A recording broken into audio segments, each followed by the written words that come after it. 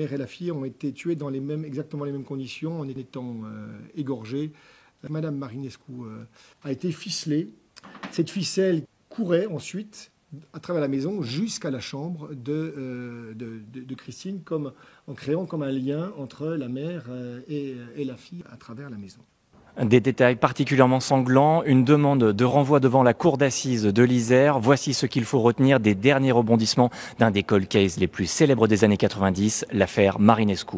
En 1993, Michel Marinescu et sa fille Christine étaient retrouvés égorgés à leur domicile à Sassenage, en Isère. Un drame qui a marqué la France entière et qui est longtemps resté une énigme au niveau gendarmerie comme au niveau judiciaire.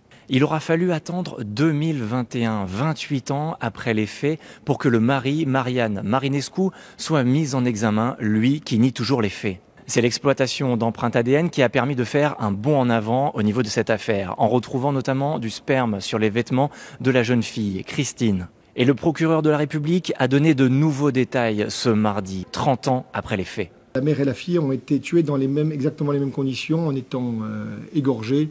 L'une et l'autre avec un geste d'une grande violence. Les faits étaient tellement sordides, traumatisants que les enquêteurs et le parquet et le magistrat instructeur ne se sont jamais résolus à refermer cette information judiciaire.